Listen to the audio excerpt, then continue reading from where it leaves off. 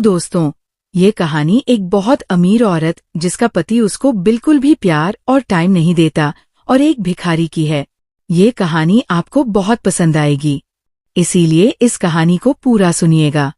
दोस्तों, दिल्ली शहर के सबसे महंगे इलाके में एक बड़ा सा बंगला था, जिसके बाहर हमेशा 2-3 लग्जरी गाड़ियां खड़ी रहती थी। उस बंगले की मालकिन थी रेखा। उम्र महज 35 साल। देखने में ऐसी थी कि कोई भी मर्द उसको पाने को किसी भी हद तक चला जाए। उसका रंग दूध से भी ज्यादा गोरा था। लंबे घने बाल जो कमर से भी नीचे लहराते थे। काया ऐसी कि मानो किसी ने बड़े फुर्सत से तराशा हो। कंधे से लेकर कमर तक की वह लकीर जो साड़ी के पल्लू से कभी कभी झलक जाती थी, लोगों की नींदें उड़ा देती थी। रेखा को पता था कि लोग उसे देख के क्या सोचते हैं, पर वह मुस्कुराकर टाल देती थी। पर सच ये था कि बाहर से जितनी चमक दमक थी, अंदर उतनी ही खाली थी रेखा। उसका पति महेश एक बड़ा बिजनेसमैन था। दिन में 5 मिनट भी घर पर नहीं रुकता था। रात को आता तो सीधा अपने कमरे में चला जाता। बात करने की फुर्सत नहीं। प्यार स्पर्श वो जो एक शादीशुदा औरत को चाहिए, वो सब सालों से गायब था। रेखा ने कई बार पास जाने की कोशिश की, पर हर बार महेश ने कहा, रेखा बिजनेस में टाइम ही नहीं है। तुम्हें मैं पैसा दे रहा हूं ना, फिर क्या कमी है? पर कमी थी, बहुत बड़ी कमी थी, जिससे वह किसी को बता नहीं सकती थी। एक दोपहर की बात है। रेखा घर पर अकेली थी। वो फ्रेश होने के बाद हल्का सा गाउन पहने, बाल खोले, नीचे हॉल में आई। दरवाजे पर घंटी बजी। उसने सोचा शायद उसका पति होगा। उसने बिना कुछ सोचे दरवाजा खोला। बाहर खड़ा था एक भिखारी। गंदे फटे कपड़े मगर कद लंबा था और चेहरा साफ सुथरा। उम्र 30 के आसपास। उसने हाथ जोड़े और धीरे से कहा, मैडम जी 2 रोटी मिल जाए तो मेहरबानी होगी। 3 दिन से कुछ नहीं खाया। रेखा ने उसे ऊपर से नीचे तक देखा। उसकी आवाज में कुछ था जो उसने सालों में नहीं सुना था। विनम्रता। वह मुड़ी कुछ लेने के लिए। तभी फर्श पर पानी का पोछा लगा हुआ था। उसका पैर फिसला और वह सीधा भिखारी की तरफ गिर पड़ी। भिखारी ने तुरंत हाथ बढ़ाए और उसे दोनों बाहों में थाम लिया। रेखा का पूरा वजन उसके ऊपर आ गया था। उसका गाउन ऊपर तक सरक गया था। पैर हवा में लटक रहे थे। भिखारी ने उसे सहारा दिया और धीरे से जमीन पर खड़ा किया। रेखा का दायां पैर मुड़ गया था। तेज दर्द हुआ। वो चीख पड़ी। रेखा ने कहा, आ मेरा पैर। भिखारी ने उसे फिर से सहारा दिया और बिना कुछ बोले उसे हॉल के सोफे तक लिटाया। काफी सालों बाद रेखा किसी मर्द के इतने करीब थी। उसने फौरन अपना गंदा सा मफलर उतारा और रेखा के पैर पर लपेटने लगा। उसने बहुत धीरे धीरे मालिश शुरू की। उंगलियां इतनी नरम थी कि रेखा को लगा कोई प्रोफेशनल कर रहा हो। उसका हाथ रेखा के पैर पर था। बहुत सालों बाद रेखा को किसी मर्द का हाथ महसूस हो रहा था। वह कुछ सोचने लगी। वो भिखारी को बड़े ध्यान से देख रही थी। तभी भिखारी ने कहा, मैडम जी मोच आ गई है, ज्यादा नहीं, पर आपको अभी आराम चाहिए। आप हिलना मत, मैं अभी ठीक करता हूँ। वो दबा रहा था, पर इतने प्यार से कि रेखा की आंखें बंद हो गई। सालों बाद किसी ने उसका इतना ख्याल रखा था। वो देखती रही उस भिखारी को। उसका चेहरा पास था। सांसें महसूस हो रही थी। कुछ देर बाद दर्द कम हो गया। रेखा का दिल थोड़ा तेज धड़क रहा था, भिखारी के सुनने की वजह से। फिर रेखा ने कहा, तुम्हारा नाम क्या है? भिखारी ने मुस्कुरा कर कहा, लोग मुझे कुछ भी बुला लेते हैं, मगर माँ ने नाम रखा था सचिन। रेखा ने कहा, सचिन, तुम ये सब कैसे कर लेते हो? इतनी अच्छी मालिश? सचिन ने कहा, पहले एक हड्डी वैद्य के यहाँ काम करता था। जोर ठीक करना सीख गया था। फिर हालात ऐसे बने कि सड़क पर आ गया। रेखा ने उसे ध्यान से देखा। उसकी आंखों में कोई चमक नहीं थी जो आम भिखारी की होती है, लालच की। वो बस शांत था। उसने कहा, तुम रोटी मांगने आए थे ना? चलो मेरे साथ किचन में। वह लंगड़ाती हुई चली। सचिन ने फिर सहारा दिया। किचन में उसने फ्रिज खोला और भर पेट खाना निकाला। सचिन ने बड़ी तमीज सिखाया। रेखा सामने बैठी उसे देखती रही। रेखा खुद इतनी सुंदर थी कि कोई भी मर्द उसे दिल दे बैठे, लेकिन आज रेखा खुद किसी को इतने ध्यान से देख रही थी। शायद उसका पति उसे इतना टाइम नहीं दे पाता था। अगर दे पाता तो वह किसी और मर्द को इतने ध्यान से नहीं देखती। फिर उसने सोचा, क्यों ना मैं इसको यहाँ अपने घर में रख लूं और इससे अपने सभी काम भी करवा लिया करूंगी और इसका भी फायदा हो जाएगा। फिर खाना खत्म होने पर सचिन ने हाथ जोड़े और जाने को हुआ। रेखा ने कहा, रुक, आज से तुम यहीं रहोगे, मेरे यहाँ काम करोगे, रहना खाना सब मिलेगा और तनख्वाह भी। सचिन चौंका। उसने कहा, मैडम जी, मैं भिखारी हूँ, आपके इतने बड़े घर में कैसे रहूंगा? रेखा ने कहा, मुझे भिखारी नहीं इंसान चाहिए था। तुमने आज मुझे जो दिया वह कोई नहीं दे सका। बस एक शर्त है, मेरे सामने कभी खुद को भिखारी मत कहना। सचिन ने सिर झुका लिया। फिर उस दिन से सचिन उस बंगले में रहने लगा। पहले तो बाहर वाले कमरे में, फिर रेखा ने उसे अंदर का कमरा दे दिया, नए कपड़े दिए। वह बगीचे का काम करता, गाड़ी धोता, कभी कभी किचन में हाथ बटाता, पर सबसे ज्यादा वक्त रेखा के साथ बिताता। रेखा को जब भी कोई छोटी मोटी तकलीफ होती, सर दर्द, कमर में खिंचाव, वो बिना बुलाए पहुंच जाता और मालिश कर देता। एक दिन रेखा को किसी फंक्शन में जाना था। रास्ता 7 घंटे का था। जब वो वापस आई तो रात के 10 बजे थे। रेखा अपने कमरे में अकेली लेटी हुई थी। सचिन दरवाजे पर आया और दरवाजा खड़काया। सचिन ने कहा, मैडम, आज आपने पूरा दिन गाड़ी चलाई है, पैरों में दर्द तो नहीं? रेखा ने मुस्कुराया और कहा, हाँ आजा अंदर। वो अंदर आया। रेखा बिस्तर पर लेट गई। सचिन उसके पैरों की मालिश करने लगा। कभी कभी घुटनों तक हाथ चला जाता। रेखा की सांसें तेज हो जाती, पर वो कुछ नहीं कहती, बस आंखें बंद कर लेती। सचिन भी चुप रहता। रेखा ने कहा, सचिन, तुम्हारी उंगलियां जादू कर रही हैं। सचिन ने कहा, मैडम जी, कोई बात नहीं, जब तक आप नहीं कहोगे मैं रुकूंगा नहीं। तभी 2 घंटे की मालिश के बाद रेखा को नींद आ गई। सचिन उसे देख रहा था। वो सोच रहा था कि मैडम कितनी दयालु और सुंदर है, पेड़ है, इसके पति कितने खुशनसीब है। फिर वह अपने कमरे में चला गया। धीरे धीरे दोनों के बीच बातें बढ़ने लगी। रेखा अपने दिल का दर्द बताने लगी। रेखा ने कहा, सचिन, पता है मेरे पास सब कुछ है पर सुकून नहीं। महेश के लिए तो जैसे मैं हूं ही नहीं। सचिन चुपचाप सुनता, फिर धीरे से कहता, मैडम, जिसके पास सुकून नहीं उसके पास कुछ भी नहीं। आप बहुत अच्छी है, आपका दिल बहुत बड़ा है। रेखा की आंखों में आंसू आ जाते। वो सचिन का हाथ पकड़ लेती। सचिन उसे छुड़ाता नहीं, बस सहलाता रहता। एक रात की बात है, गर्मी बहुत थी, बिजली भी चली गई थी। रेखा ने खुद जानबूझ के अपने घर की लाइट बंद करवा दी थी। अकेला उसके कमरे की लाइट और पंखा चलने रहने दिया। वो चाहती थी कि आज सचिन उसके कमरे में ज्यादा देर रुके। रेखा ने कहा, सचिन, आज बहुत गर्मी है, तू भी पंखे के नीचे सो जा, बाहर वाली कोठी में कितनी गर्मी होगी। सचिन ने कहा, नहीं मैडम, मैं ठीक हूँ। रेखा ने कहा, हुक्म है मेरा, आज यहीं फर्श पर सो जा, मेरे कमरे में। फिर सचिन ने फर्श पर चादर बिछाई। रेखा बिस्तर पर थी। आधी रात को रेखा ने आवाज लगाई, सचिन, नींद नहीं आ रही, मेरी पीठ में बहुत दर्द है। सचिन उठा। रेखा ने कहा, आ यहाँ बिस्तर पर। फर्श पर कैसे दबाएगा तू? सचिन हिचकिचाया, पर रेखा ने जोर दिया। वह बिस्तर पर बैठ गया। रेखा पेट के बल लेट गई। सचिन मालिश करने लगा। रेखा की सांसें तेज थी। वो करवट बदलकर लेट गई। अब उसका चेहरा सचिन के सामने था। दोनों की आंखें मिली। रेखा ने धीरे से कहा, सचिन, मुझे गले लगा, बहुत अकेलापन लग रहा है। सचिन ने उसे बाहों में लिया, पर तभी सचिन ने खुद को पीछे खींच लिया। उसने कहा, मैडम, ये ठीक नहीं, आप बहुत ऊंचे हैं, मैं बहुत नीचे, मैं आपका नौकर हूं। रेखा की आंखों में आंसू आ गए।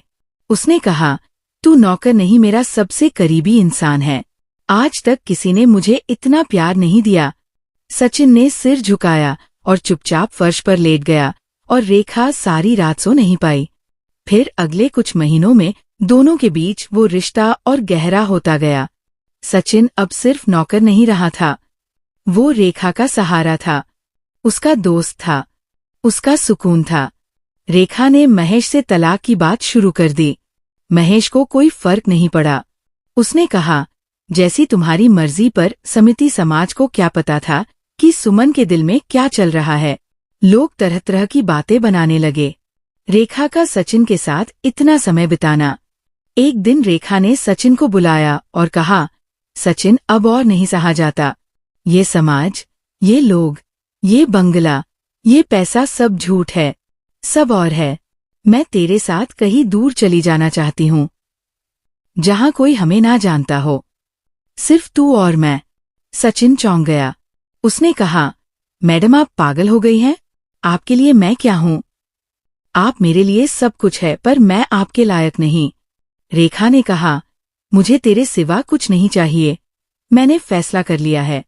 और फिर एक रात, जब पूरा शहर सो रहा था, रेखा ने सिर्फ एक छोटा सा बैग लिया, सचिन के हाथ पकड़े और बाहर निकले। दोनों चुपचाप बंगले के पीछे वाले गेट से निकले। एक पुरानी गाड़ी में बैठे जो रेखा ने पहले से तैयार रखी थी, और चल दिए किसी एक अनजान शहर की तरफ। गाड़ी रात के 3 बजे शहर की आखिरी लाइट को पीछे छोड़ चुकी थी। रेखा ने ड्राइविंग सीट छोड़ दी थी। अब सचिन गाड़ी चला रहा था। रेखा उसके बगल में बैठी थी, सिर उसके कंधे पर टिका हुआ। दोनों चुप थे। सिर्फ इंजन की हल्की सी आवाज और बाहर की ठंडी हवा खिड़की से आ रही थी। रेखा ने धीरे से कहा, सचिन, डर लग रहा है। सचिन ने कहा, मुझे भी, पर अब पीछे मुड़ना मुमकिन नहीं। रेखा ने उसका हाथ कसकर पकड़ लिया। सुबह 7 बजे तक वह एक छोटे से कस्बे में पहुंचे। नाम था कानपुर। यहाँ ना रेखा को कोई जानता था ना सचिन को। दोनों 7 बजे तक एक छोटे से कस्बे में पहुंचे। नाम था कानपुर। यहाँ ना रेखा को कोई जानता था ना सचिन को। दोनों ने एक पुराना सा मकान किराए पर ले लिया। 2 कमरे, एक छोटी सी रसोई और सामने आम का पेड़। मकान मालकिन एक विधवा बुजुर्ग थी, जिन्होंने बिना कुछ पूछे चाबी दे दी। पहले हफ्ते दोनों ने कुछ नहीं किया, बस एक दूसरे को देखते रहे। रेखा ने कभी सोचा भी नहीं था कि बिना नौकर, बिना ड्राइवर, बिना एसी के जिंदगी इतनी सुकून वाली हो सकती है। सचिन सुबह उठता, चाय बनाता, रेखा को बिस्तर पर ही पकड़ाता। फिर दोनों आम के पेड़ के नीचे बैठकर घंटों बातें करते। रेखा ने कहा, सचिन, मुझे शादी करनी है तेरे से। सादगी से सचिन हंसा और बोला, अब तक तो मैं सोच रहा था कि तुम मजाक कर रही हो। रेखा ने कहा, मजाक मेरी पुरानी जिंदगी थी, अब सच शुरू हुआ है। 2 हफ्ते बाद दोनों मंदिर गए। रेखा ने सादी लाल साड़ी पहनी थी, बिना कोई जेवर। सचिन ने धोती कुर्ता। पंडित जी को सिर्फ 50 रुपए दिए और मंत्र हुए। मंगलसूत्र सचिन ने खुद बनवाया था, चांदी का, पर रेखा के गले में पड़ते ही वह दुनिया का सबसे कीमती लगा। शादी के बाद रेखा ने अपना नाम बदल लिया। अब वो सिर्फ रेखा सचिन थी। उसने अपना सारा पैसा, बंगला, गाड़ियां, सब कुछ अपने वकील को दे दिया था कि जरूरतमंदों में बांट दे। सिर्फ एक बैंक अकाउंट बचाया था, जिसमें कुछ लाख थे, ताकि जिंदगी शुरू करने लायक हो। सचिन ने कानपुर के ही एक स्कूल में मास्टरी का काम ढूंढ लिया। वह बच्चों को पढ़ाता था और हड्डी जोड़ की दवा भी बनाता था। लोग दूर दूर से उसके पास आने लगे। रेखा घर संभालती, खाना बनाती और शाम को मंदिर के बाहर चाय की छोटी सी दुकान खोल लेती। लोग उसे चाय वाली भौजी कहने लगे। धीरे धीरे उनका छोटा सा घर हंसी खुशी से भर गया। सुमन को पता चला कि वह मां बनने वाली है। जब उसने सचिन को बताया तो सचिन रो पड़ा। उसने रेखा को गोद में उठाया और पूरे घर में घुमा दिया। 9 महीने बाद उनके घर एक बेटी हुई। नाम रखा पायल। पायल जब 2 साल की हुई तो एक दिन पुराना ड्राइवर बंगले का वहां पहुंच गया। उसने पायल को गोद में उठाया और पूरे घर में घुमा दिया। रेखा को देखा तो पैरों में गिर पड़ा।